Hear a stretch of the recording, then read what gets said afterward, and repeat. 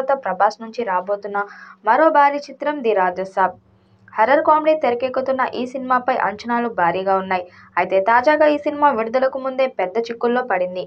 కో ప్రొడ్యూసర్గా ఉన్న ఓ సంస్థ ప్రధాన నిర్మాతపై కోర్టులో పిటిషన్ దాఖలు చేయడంతో సినిమా భవిష్యత్తుపై అభిమానుల్లో ఆందోళన మొదలైంది. ది రాజసాబ్ సినిమాను పీపుల్ మీడియా ఫ్యాక్టరీ నిర్మిస్తుంది. ఇందులో సహా నిర్మాతగా ఉన్న ఢిల్లీకి చెందిన ఐవీ ఎంటర్టైన్మెంట్ అనే సంస్థ పీపుల్ మీడియా ఫ్యాక్టరీపై ఢిల్లీ హైకోర్టులో పిటిషన్ దాఖలు చేసింది. ఒప్పందంలోని నిబంధనలు ఉల్లంఘించారని ఐవీ ఎంటర్టైన్మెంట్ ఆరోపిస్తుంది.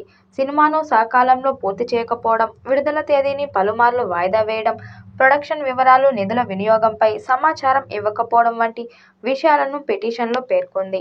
ఈ సంస్థ సినిమా కోసం పెట్టిన పెట్టుబడి 1,800 కోట్లను 18% వడ్డీతో సహా తిరిగి చెల్లించాలని డిమాండ్ చేస్తుంది. ఒకవేళ అది సాధ్యం కాకపోతే సినిమాను తమ ఆధీనంలోకి తీసుకొని విడుదల చేస్తామని కూడా ఐవీ ఎంటర్టైన్మెంట్ కోర్టుకు తెలిపింది. ఈ వివాదం వల్ల 400 కోట్ల బడ్జెట్తో తెరకెక్కుతున్న the Raja Saab cinema biggest horror fantasy సినిమాగా తెరకెక్కుతుంది. ఇలాంటి కాన్సెప్ట్ ఇప్పటిదాకా ఇండియన్ స్క్రీన్ మీద రాలేదని దర్శకుడు మారుతి ఓ ఇంటర్వ్యూలో తెలిపారు. తాతయ్య నానమ్మ మనవడి కథను ఇందులో చూపించనున్నారు. ఆన్ స్క్రీన్ చూసిన తర్వాత ప్రేక్షకులు తప్పకుండా కనెక్ట్ అవుతారు అని మారుతి ఎంతో నమ్మకంగా చెప్పారు.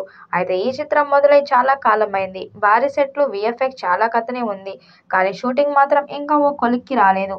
పీపుల్ మీడియా ఫ్యాక్టరీ సంస్థ భారీ వ్యయంతో నిర్మిస్తున్న ఈ చిత్రం ఇది. అలాగే బడ్జెట్ విషయంలో ఎక్కడా వెనకాడట్లేదు. అయితే మారుతి మాత్రం క్లారిటీ లేక రీషూట్ల మీద రీషూట్లు చేస్తున్నారని టాక్ నడుస్తుంది.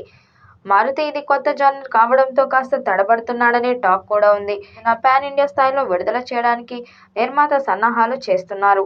ఈ చిత్రంలో నిధి అగర్వాల్, మాళవిక మోహనన్, రిద్ధి కుమార్ కథానాయకులు.